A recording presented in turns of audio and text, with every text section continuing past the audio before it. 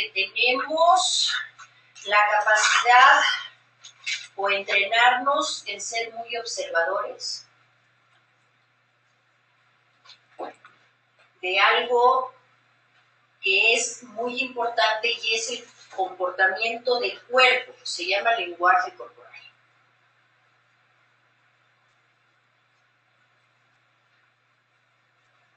Y este lenguaje corporal implicaría fijarnos en las expresiones faciales y darles una cierta interpretación a las expresiones, porque hay mucho de lenguaje corporal a nivel de expresión facial que tiene que ver con emociones y una serie de aspectos importantes. Esta capacidad de observar, que implicaría desde luego el elemento visual, pero implicaría también el estar atentos sin estar ahí de mirones con la gente, lo cual pues, requiere un cierto entrenamiento, porque no es que uno se le queda fijo a alguien porque se pone un poco agobiado. Entonces, en los ratitos y en determinados momentos en los que uno está en el diálogo, finalmente es importante saber observar esas señales que vamos a poder interpretar de alguna manera como manifestación que corrobora o no corrobora lo que estamos interpretando a nivel de emoción, a nivel de lo que está sintiendo la gente, etcétera, etcétera. Entonces, esta parte, muy al contrario de lo que dice la gente, que uno debe de hacer contacto visual. No es cuestión de estar viendo a los pacientes muy fijamente, es decir, la gente se chivea, se pone tímida, se siente insegura, etcétera, etcétera. Es una situación bastante incómoda cuando empieza, porque así como que frente a cualquiera va a venir a platicar una gente todas sus intimidades o sus motivos de sufrimiento, pues no es lo más usual. Entonces hay que ser muy cuidadosos en esto, pero el saber observar es una parte de atención y desde luego es visual, con una parte muy importante en esta atención visual de poder, en este lenguaje corporal que tienen los pacientes con los chiquitos, poder interpretar. La interpretación básicamente la veríamos después en términos de lo que significa cierto tipo de expresiones faciales. Entonces, esta parte que tiene un significado, que lo entendemos por teoría, finalmente es biológico, son manifestaciones biológicas que se dan en la gesticulación de las gentes, a las cuales cuando atendemos visualmente les damos una interpretación y elaboramos una explicación a partir de esto. Esta es una de las muy importantes clínicamente. La otra habilidad muy importante clínicamente es al escuchar, verdaderamente escuchar. ¿Sí? Es decir, que es aprender a registrar con el lenguaje de las personas. No andar haciendo traducciones simultáneas, porque si la gente me habla y yo le traduzco a mi lenguaje, cuando yo le explico con mi lenguaje, no le suena lo que dijo, ¿no? Entonces, el poder escuchar el lenguaje con el que la gente habla, finalmente cumple muchas funciones, pero clínicamente cumple la función de poder en un momento dado captar ese lenguaje corporal como la gente lo dice y entender lo que está queriendo decir al hablar. ¿Sí? De este poder escuchar, verdaderamente escuchando, finalmente lo que vamos a encontrar es que el lenguaje que usa la gente, independientemente de que es su manera de expresarse verbalmente, tiene un significado dentro de la TREC, que es dentro del contenido. El primer elemento que estaríamos pensando es qué palabras utiliza la gente, es decir, el lenguaje de la gente es una parte del contenido. Sí, hablamos para afuera como nos hablamos para adentro. Entonces, en la terapia racional, el lenguaje que le escucho a la gente, con el que habla conmigo, será el lenguaje con el que habla consigo misma, y eso que yo voy a interpretar dentro de la terapia racional tiene que ver con su vida emotiva. Entonces, el lenguaje de las gentes es importantísimo. Atender a lo que nos están diciendo y escuchar cómo nos lo dicen es importantísimo. Esto finalmente sirve para TREC y eventualmente de aquí podré en muchos otros momentos tener la posibilidad de hacer interpretaciones de otros procesos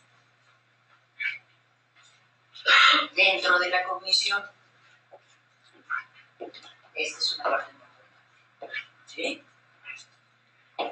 Los seres humanos en general, al hablar, decimos muchas palabras, no todas importantes, de tal manera que yo tengo que escuchar como me dicen lo que me dicen, pero tengo que saber analizar eso que me están diciendo. ¿Qué tan buena memoria auditiva tiene?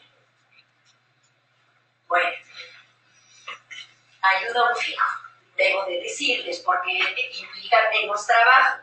Cuando no se tiene muy buena memoria auditiva, pues lo ideal es siempre grabar.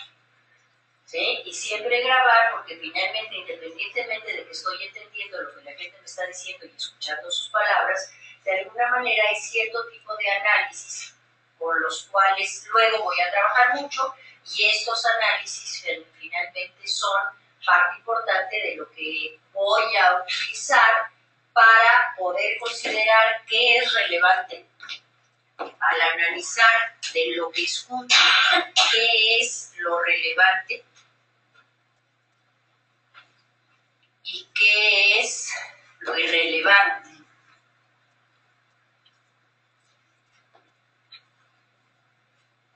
Cuando yo me encuentro con que una gente me dice más cosas irrelevantes que relevantes sobre ella misma, pues puedo hacer varias interpretaciones. Una es que está medio pendeja, perdiendo su tiempo para contarme detalles de cosas que me valen más. Pero entonces tengo que poder organizar en mi mentecita loca eso. Es decir, qué de lo que dice es importante y por qué es importante. Esa conclusión la establezco teóricamente.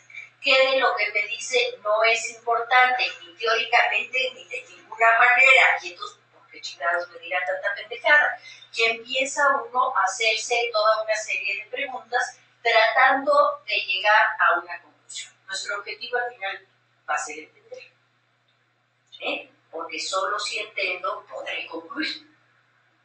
¿Estamos de acuerdo? Bueno, entonces, cuando yo analizo y clasifico esto, clínicamente relevante quiere decir que hay un significado clínico, y ahorita vamos a ver cuál es.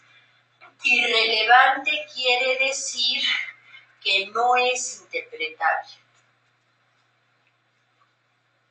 o que es poco importante. Clínicamente hablando. Sí pueden ser pendejadas, pero podría que no ser que no fueran pendejadas, y sin embargo, clínicamente son poco importantes. ¿Sí?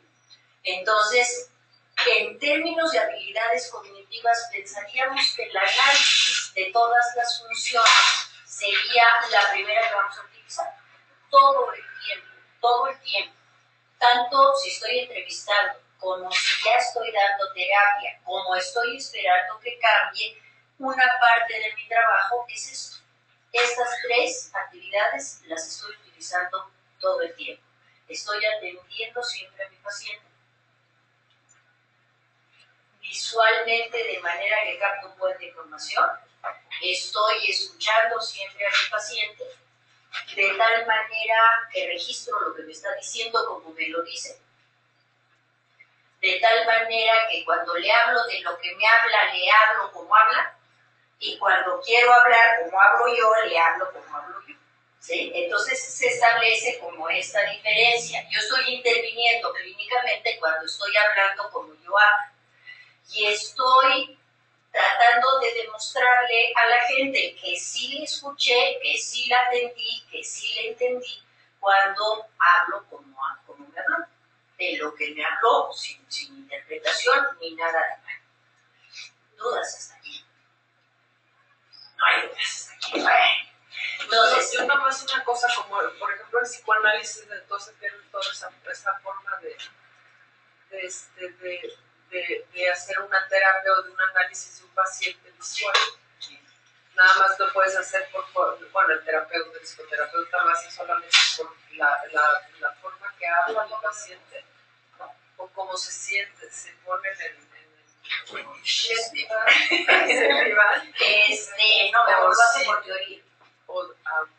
No como lo dice la gente, el lenguaje de la gente es totalmente secundario en el psicoanálisis, y por eso aprenden a hablar los psicoanalizados como los psicoanalistas, es como un segundo idioma.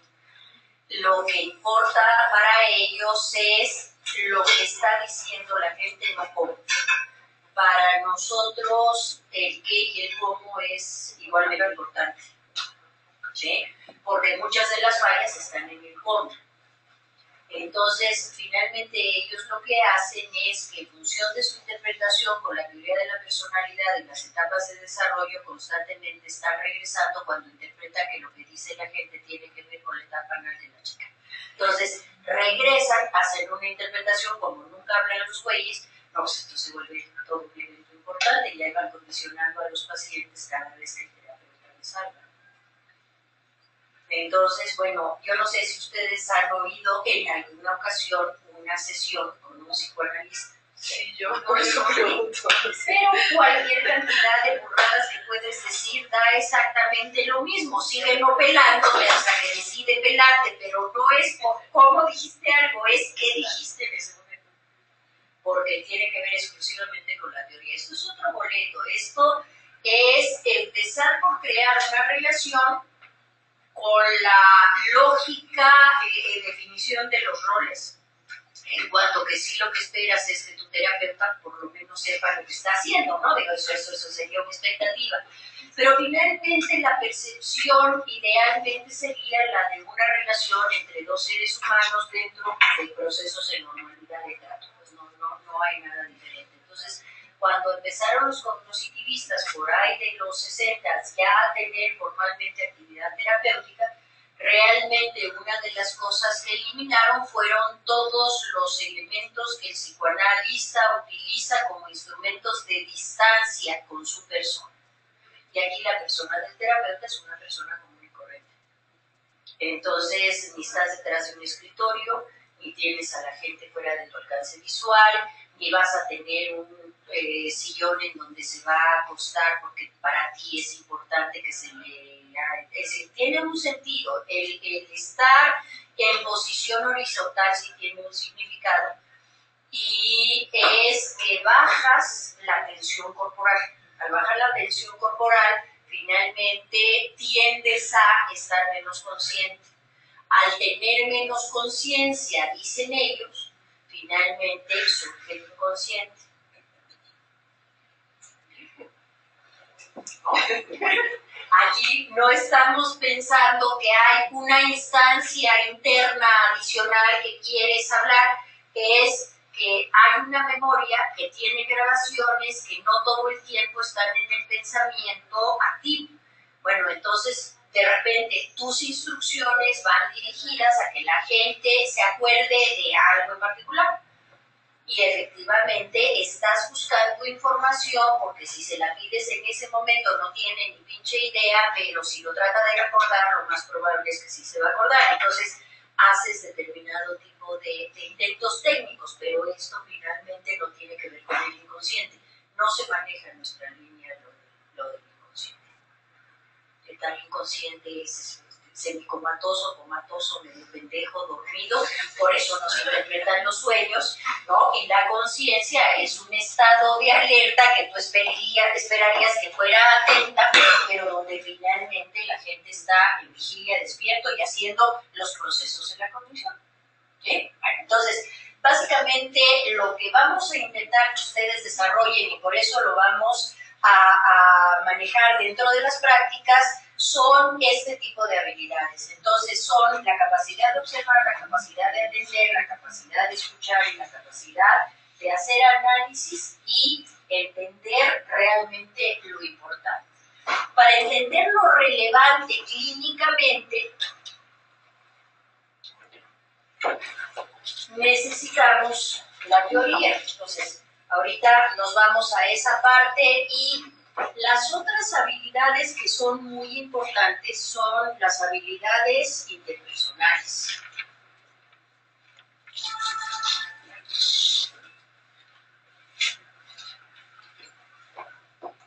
Que la gente se sienta cómoda y a gusto con el trato que les vamos a dar. Es independiente de si el terapeuta es serio, si el terapeuta es tímido, si el terapeuta es muy desmadroso como yo, muy chacoteador. Finalmente, esas son características individuales de los terapeutas. Lo que es muy importante es saberse relacionar con una gente para crearle comodidad. Entonces, las relaciones interpersonales implicarían el desarrollar la habilidad de poder en un momento determinado hacer sentir a la gente cómoda. Dentro de esta comodidad que está viviendo el ambiente, la atmósfera, el trato, etcétera, etcétera, que se sienta relativamente tranquila, relativamente porque va a llegar un momento en que nosotros le quitemos la tranquilidad. ¿Sí? La terapia es efectiva y funciona a nivel cognitivo porque bioquímicamente hay cambios durante la sesión. Entonces, hay momentos en que yo no quiero que se sienta como acapulqueña, vaya, estoy buscando un momento de intervención donde efectivamente haya toda la atención, o sé que lo que le voy a decir no le va a gustar y me va a estar mentando la madre, le voy a caer los huevitos, no le hace. Es decir, depende de lo que técnicamente estoy haciendo, sobre todo las terapias. Pero al empezar con la relación en términos de la entrevista, lo que quiero es que la gente se vaya a tranquilizar conmigo, ¿sí? Si yo logro que la gente esté cómoda y tranquila, espero, en general, que les sea más fácil hablar y que esté más organizada al hablar. Es decir, que haya una cierta lógica en lo que me está diciendo. Partiendo de este principio de que es bastante incómodo llegar a hablar de no sabemos qué con alguien que no conocemos, por muy recomendado que esté la chica. Pero finalmente, de alguna manera es importante saber que la mayoría de las veces, la mayoría de las gentes cuando llegan a una primera entrevista, o traen un pinche rollo ya muy puesto, porque son pacientes de 17 terapias previas, o que efectivamente se va a desorganizar. Lo más probable es que al primer intento de pregunta que yo haga de lo que yo quiero saber, pues ya le desorganicé el rollo, hasta los que traen rollo. Entonces, al tranquilizarse la gente, empieza a organizarse la mente. Les voy a romper el hocico, que si ya me ataron con sus pinches teléfonos, apágalos. Ay, es que no los pongo. Ya déjeselos a uno que me venga a llamar cuando les suene. Porque este asunto de la concentración, muchachos, se agota uno. Entonces, finalmente, la situación de fácil y organizada la mente de la gente es parte importante. Tú también, para tu pinche teléfono. Abogado, perdón, ya voy a contestar la llamada, ya no pague. Perdón, ahora sí que me que no nos pusimos letreros por todos lados, pues que no me chingado, ¿para qué se hacen güeyes? Entonces, este asunto de que la relación sea fácil y organizada, la mente implicaría en un momento dado que la gente va a poder sentirse con cierta libertad de diálogo. Lo otro dependería, en términos de relación interpersonal, que yo sepa ser una facilitadora de comunicación,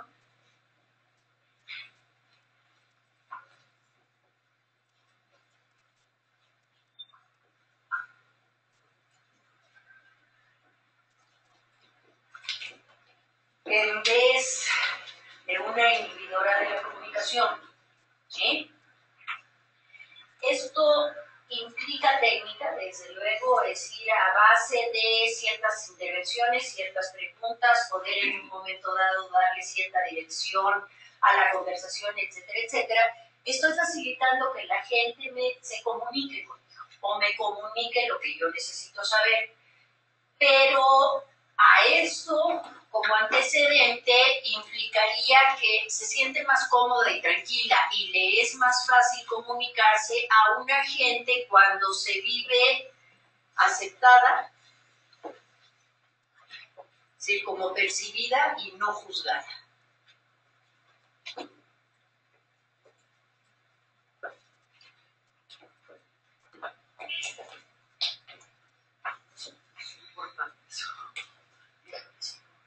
Importantísimo. Importantísimo porque finalmente entre juicios sociales, juicios morales, juicios intelectuales, juicios de la chingada, verdaderamente ya viene una gente a entrevistas sintiéndose medio insegura y bastante incómoda y además yo tengo cara de obispo, no, pobre, ¿no?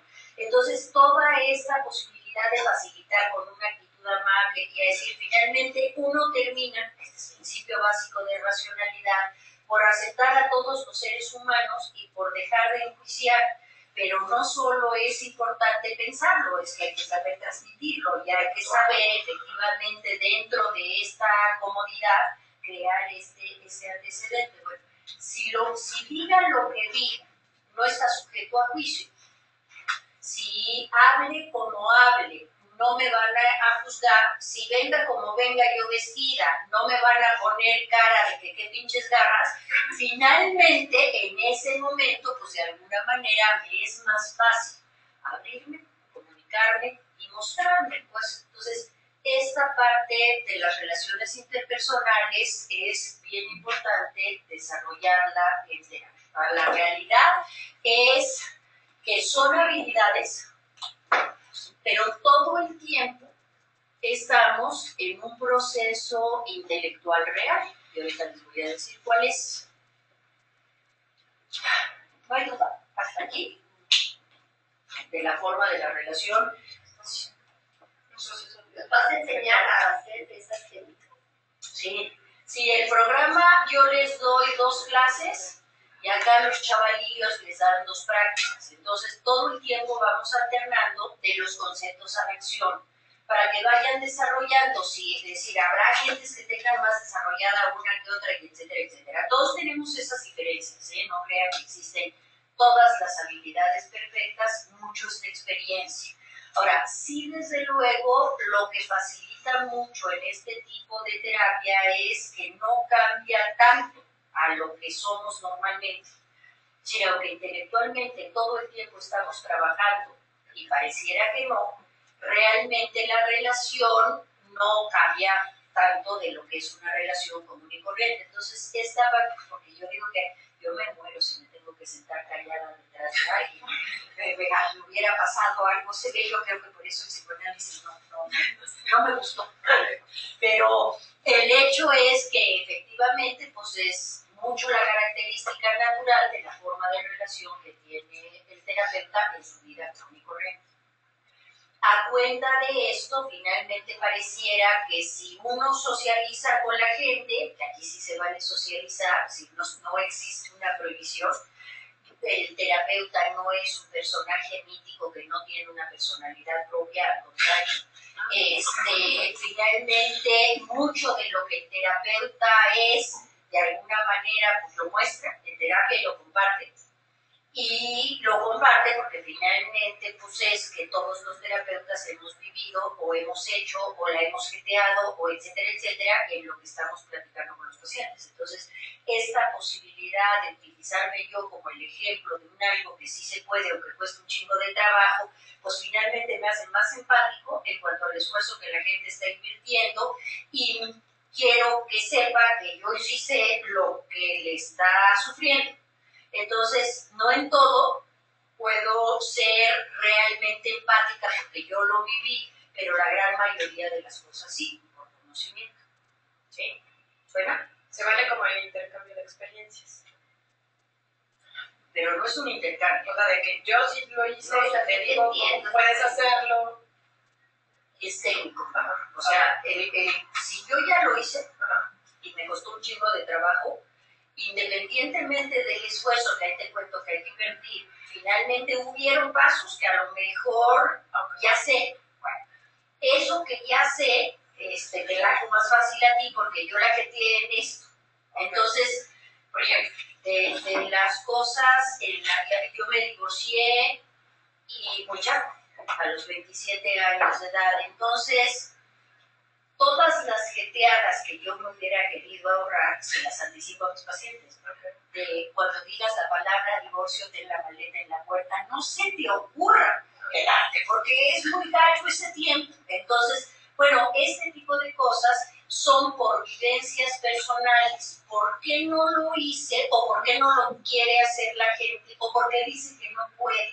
Porque son vivencias muy desgastantes, muy agotadoras, muy angustiadas, etcétera, ¿no? Entonces, todo ese proceso de ahorro por razones hedonistas y por razones de economía psíquica, es decir, mejor la gente que utilice su energía para el divorcio que no para estar sufriendo ahí con el ciudadano dentro, ¿no? Bueno, eso es psicológico, eso es dentro de las teorías clínicas que pasó. Una pregunta, pero también hay terapeutas, a mí me ha tocado que en ese decir sí soy empática y te comento mi experiencia, cambia la situación, uno se le pasa escuchando a las experiencias del terapeuta. ¿Cuándo medir eso? ¿O cómo medir eso? Un terapeuta medio egocéntrico, Sí, o abusivo. Es que como me pasaba a mí, Entonces estaba reviviendo sus experiencias con... Y tú le pagabas aparte. No, que seas abusivo. Está padre. Aquí lo estás haciendo técnicamente, o sea, tiene un sentido de que compartas con tu paciente eso en función de una experiencia de solución.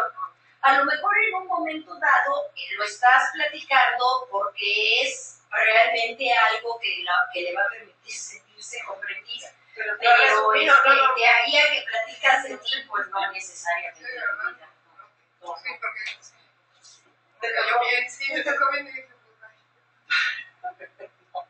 No, tiene una razón técnica de ser. Bueno, entonces, salvo que hubiera sido rolleriano el rollo de terapeuta, te platico ahorita me acordé, porque ellos, es decir, rollerianos son los de la Ibero, Desarrollo Humano, Jaramillo, etcétera.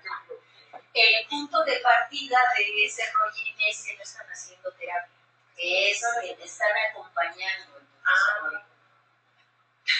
Entonces les pagas por andarte platicando su vida, pero se acompaña para que no te sientas sola. Y pendejadas, yo no sé, aquí está y lo tiene una razón de ser, luego lo van a entender.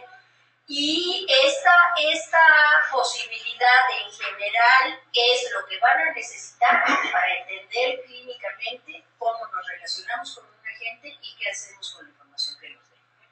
¿Ok? Entonces, a nivel cognitivo y a nivel interpersonal, finalmente necesitamos estos dos. Cuando hablamos de procesos intelectuales,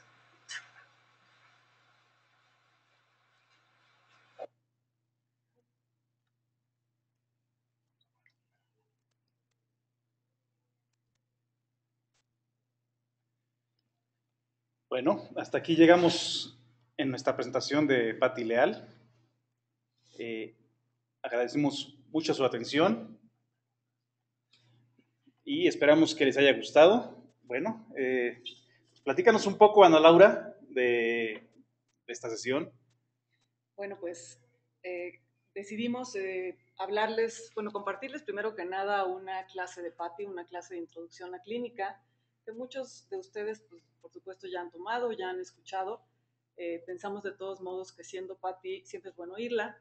Y por otra parte, repasar o refrescar, dependiendo de, siendo exalumnos muchos de ustedes, desde hace cuánto pues, están o no en contacto con esto, y esperemos que les haya servido, ¿no? Para recordar si ya están haciendo bien todo esto que Patti nos dio como modelo clínico, pues adelante a seguirle, y si no, repasar nos hace de pronto poner atención a ciertos vicios o puntos ciegos que podemos tener a la hora de la clínica. Entonces, pues ojalá que les haya servido y que les haya gustado. Parece que hubo un error aquí como técnico en cuanto a que el audio se medio entrecortó. Esperamos para las siguientes ocasiones tener corregido eso. Pero por supuesto, si en este momento alguien quisiera preguntar algo, comentar algo, una pregunta que amerite una supervisadita o algo, pues aquí ando para contestarles. Pues muchas gracias, Ana Laura. Quiero algunas personas que nos han escrito. Mariana Ramos, muchas gracias. Me encantaría escuchar más clases suyas. No tuve la oportunidad de conocerla y fue una súper refrescada. Sí, Mariana, nos da muchísimo gusto oír de ti, por cierto. Qué bueno que te conectaste, aunque estés lejos de nosotros. Y esperamos seguirte poniendo clases de ella. De hecho, esta que hoy escuchamos es una clase que vamos a dividir en 3 partes. Entonces, esto fue la pura introducción, pero ya continuaremos al resto, ¿no? Del material. Aquí hay otro comentario de Idalia. Maridalia, muchas gracias por conectarte. Esto es oro molido, dice, para los que no tuvimos el privilegio de que nos diera su conocimiento y también para los que sí. Mil gracias, Ana Laura, y todos los que lo hicieron posible. Gracias, Idalia. Igualmente, mucho gusto oír de ti. Visítanos en una de estas. Bueno, también Idalia nos dice que ojalá se llevara a cabo lo de los CDs y DVDs. Estaremos esperándolo. Sí, hay algunos proyectos para grabar algunas sesiones y mucho contenido muy valioso que no se puede encontrar en otro lado. Bien, nos escribe también Marta Gutiérrez. Hola, soy Marta. Llegué tarde, pero me interesa tener este contenido. Qué bueno, alguna persona habló, también dijo que no pudo o no supo conectarse.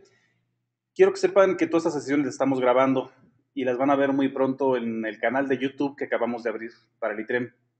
Así que pronto tendrán el aviso, la liga y todo para que puedan disfrutarlo y compartirlo y ponerle likes cuantas veces quieran.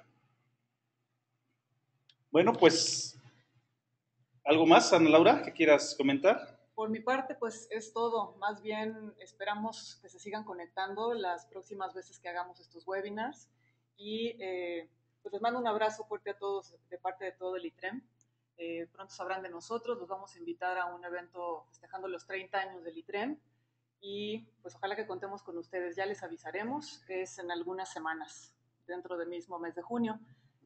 Pues un abrazo a todos y gracias. Bueno, hasta luego y sigan pendiente. Muy buen día.